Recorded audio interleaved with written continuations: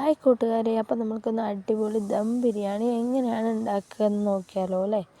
അപ്പോൾ ഇത് നമ്മൾ ദമ്മൊക്കെ ഇട്ട് മസാലയൊക്കെ ഇളക്കി വെച്ച ബിരിയാണിയാണ് കേട്ടോ. അപ്പോൾ നമുക്ക് ആദ്യം അതിന് വേണ്ടത് ചിക്കനാണ് കേട്ടോ. ചിക്കനിൽ കുറച്ച് നമ്മൾ തക്കാളി, കുറച്ച് ഉള്ളി, കുറച്ച് മുളക് പൊടി, കുറച്ച് ഉപ്പ്, നാരങ്ങ നീരൊക്കെ ഒഴിച്ച് നമ്മൾ ആദ്യം കൂട്ടി വെച്ചിട്ടുണ്ട് കേട്ടോ.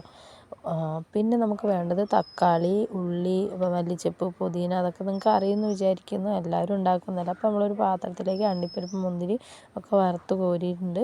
പിന്നെ നമുക്ക് പുതിനേൻ്റെ ഇലയും മല്ലിച്ചപ്പിൻ്റെ ഇലയും നമ്മൾ ചെറുതായി കുനുകുനാന്ന് അരിഞ്ഞ് വെച്ചിട്ടുണ്ട് കേട്ടോ.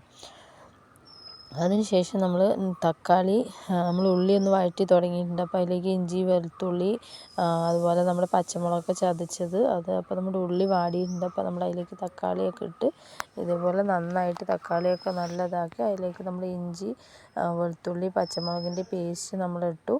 അതിനുശേഷം കുറച്ച് നമ്മൾ മസാലയ്ക്ക് വേണ്ടി കുറച്ചൊരു അധികമില്ല, കുറച്ചൊരു പൊടിക്ക് നമ്മൾ മുളക് പൊടി അതിൽ ആഡ് ചെയ്യുന്നുണ്ട് കേട്ടോ.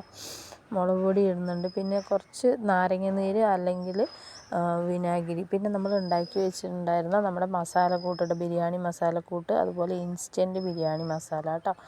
നമ്മളിവിടെ ഈസ്റ്റേണാണ് എടുത്തിരിക്കുന്നത്. അപ്പോൾ അത് എടുക്കുന്നുണ്ട്. പിന്നെ നമ്മൾ അതിലേക്ക് നല്ല പുളിക്കൊക്കെ വേണ്ടി നല്ല തൈര് എടുക്കുന്നുണ്ട്.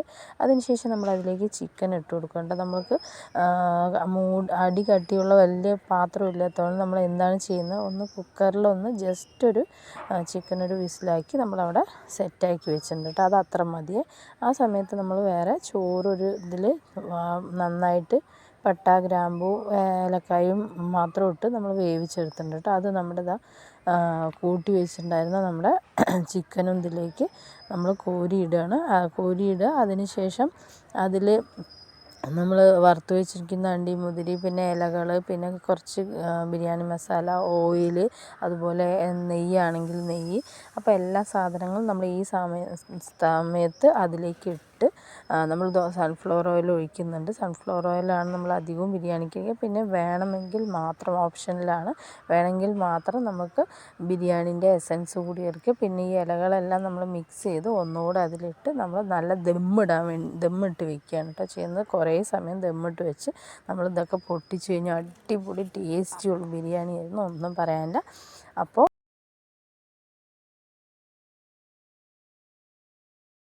നല്ല അടിപൊളി പുളിങ്കറിൻ്റെ റെസിപ്പിയാണ് ഇപ്പോൾ പറയാൻ പോകുന്നത്. പുളി നല്ല കുതിർത്ത് വയ്ക്കുക. അതിനുശേഷം നമ്മളൊരു പാത്രം എടുത്തിട്ട് അതിൽ മുളക് മാത്രം നമ്മൾ മുറിച്ച് നടുവൊന്ന് കുത്തി മുറിച്ച് മുളക് കോരിയെടുക്കുക. അതിലേക്ക് ഇഞ്ചി, വെളുത്തുള്ളി നമ്മൾ പേസ്റ്റാക്കി കുറച്ച് കടുക് ഇട്ട് വറുത്തെടുക്കുക. അതിനുശേഷം നമ്മൾ നമ്മളുടെ പുളി പിഴിഞ്ഞൊഴിക്കുക. അതിലേക്ക് മുളക് ഇടുക.